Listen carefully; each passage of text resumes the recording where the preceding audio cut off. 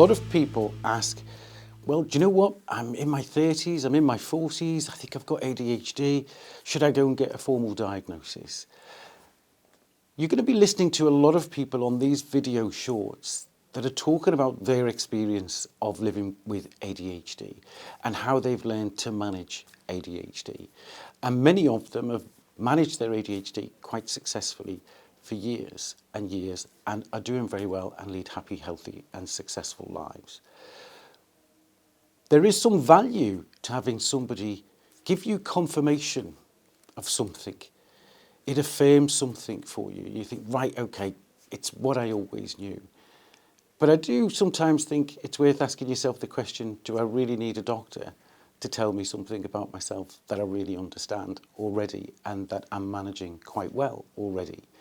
ADHD is a neurodevelopmental condition and it can be very impairing depending on your circumstances and your life experience. So I would strongly recommend you read the guide to managing ADHD successfully that is available free on our website to download. And that has some self-reporting questionnaires in it that will enable you to get a better understanding of whether you actually meet the criteria for a formal diagnosis of ADHD. If you do, then again, you need to ask yourself the question, am I coping? If you really are struggling, if you're experiencing real difficulty in functioning on a day-to-day basis, really struggling holding down a job, struggling with the demands of your life, and you're experiencing some of the things that we know unmanaged ADHD is associated with, such as severe anxiety and depression, sometimes eating disorders, overeating, insomnia, which, severe sleep deprivation can impact on our physical and mental health. If you have other mental health problems, it may well be that you do need to see a specialist and find out whether or not there is underlying ADHD and that is a factor in why you have been experiencing anxiety, depression or other mental health problems. If you do see a specialist ADHD psychiatrist and you are given a formal diagnosis, all that psychiatrist can offer you is medication. So if you're not keen on trying medication, then you need to discuss with your GP whether or not a formal diagnosis is the route you need to go down, or whether or not perhaps working with a coach or a cognitive behavioural therapist might be a better option for you. I'm going to talk a little bit more about ADHD treatments and medication in another one of these clips, but I think it's really important that you understand ADHD from the perspective of your own lived experience. And you will have heard a lot of people on all these different video shorts talking about how ADHD has impacted on their lives, what they do to manage it. What I would say is that self-care and self-management is really important. And even if you do go down the route of getting a formal diagnosis and trying ADHD medication, that in itself is not the solution. Once you have that journey underway, we always say to people, you need to allow a good 12 months and get used to reframing yourself, your life, how you're making lifestyle choices in a way that work for you, that work more successfully for you. For some people, it is a very important and transformational experience having a formal diagnosis, and for some people, medication is an important part of the toolkit they use. But it's not for everybody, and it's not an El Dorado that's going to sort out all of your problems. Talk to somebody you trust, learn about what ADHD is, learn about how it affects you as a unique individual, and listen to the guidance of a lot of the people who've been speaking to you on these videos about what their lived experience has been and how they've made ADHD work for them. We all have different challenges, we all have different strengths. What's important is that you make the right choice, you get the right information and the right guidance. For some people, a formal diagnosis is the right way to go. For some people, using medication as part of their toolkit of strategies is the right way to go. I'm going to hand over to Arron, who's going to tell you something about his journey of learning and discovering what it is to live with ADHD and how he manages to do that successfully. If you're watching this and you think that one of the reasons that you might be struggling is that you could have ADHD, then I know exactly how that feels. As an adult with ADHD, I can reflect on many things that I've had difficulties with since childhood to now. These are things like consistently losing things. I can remember when I was a child at school, myself and my mum would be rooting in the lost property bin every single night after school for things that I'd lost that day. I remember her telling me I'd come out of school time and time again with just one shoe on. I was consistently losing things. This is something that's kind of gone into adulthood as well. On top of this, there's acting on impulse. So not really thinking things through before you say them or before you do them, not thinking through those long-term consequences. I've always had difficulties with regulating, managing and controlling my emotions too. We know that this can be a difficulty linked to ADHD.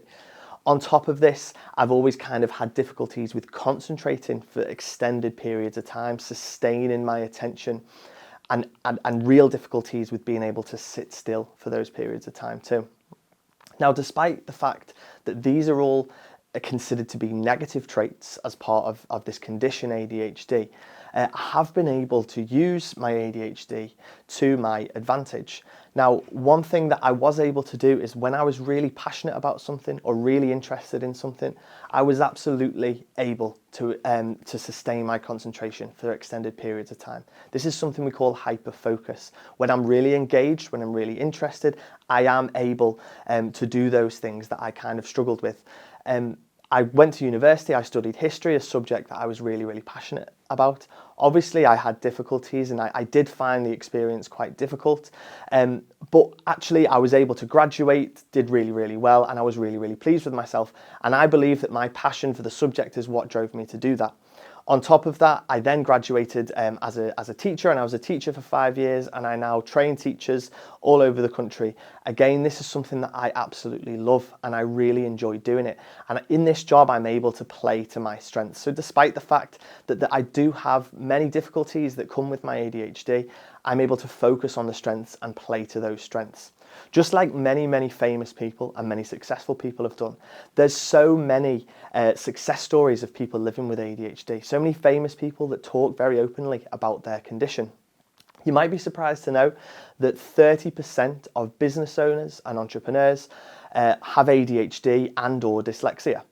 You might also be surprised to know that graduates with ADHD are twice as likely to start their own businesses than those without ADHD. So why are some people able to lead such successful lives with this condition when we know that there are lots of difficulties that come with it? Well, it's something that I alluded to earlier. These people are able to play to their strengths. Now, ADHD is not all about the negatives. It's not all about the deficit, despite what the name itself suggests. There are many strengths that come with the condition. When we think about hyperactivity, for example, we can just reframe that in another way. Hyperactivity can just be another way of saying that someone's really passionate, someone's really enthusiastic, and they're really driven. The same with impulsivity. Being impulsive can be really beneficial at times. Things like being quick thinking, able to be decisive and make a decision quickly, thinking on your feet and adapting to changes, can all be considered strengths of impulsivity. And when we think about that hyperactive, impulsive mind, what that enables lots of people to do is have a brain that is full of creative ideas, and they're not necessarily always afraid to act on them. Now, I'm sure you're sitting there and thinking, that sounds great.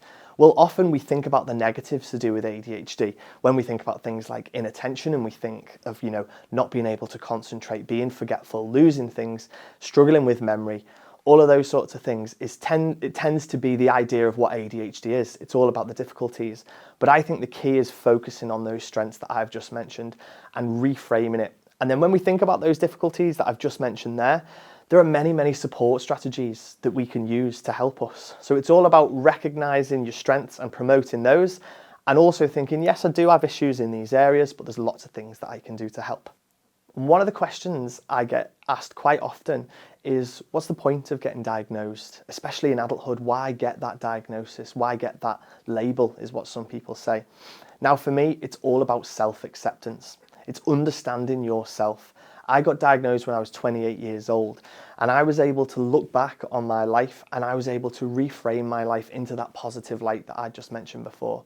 I had a really low self-esteem and low self-worth, and it's because I was very much focused on those difficulties that I had that I've mentioned. It was all about, I need to try harder with this, I just don't try hard enough, I just need to force myself to sit still to do X, Y, and Z. But actually, now that I know it's part of a condition, I'm able to just accept those parts of myself, and others around me are able to understand me better, which enables better relationships, better communication, and less conflict. So self-acceptance is absolutely key to well-being and happiness. What it enables us to do is focus on what we can do rather than focus on what we can't do. So I think key with ADHD is focusing on those strengths and really harnessing those and using them to your advantage, because they can be absolutely beneficial to you in your lives. You heard some of those statistics I mentioned earlier. The numbers speak for themselves.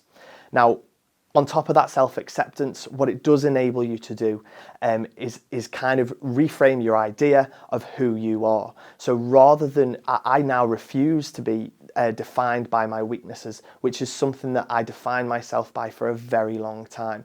And I now choose to be defined by my strengths. And it's because of my ADHD that I have those strengths.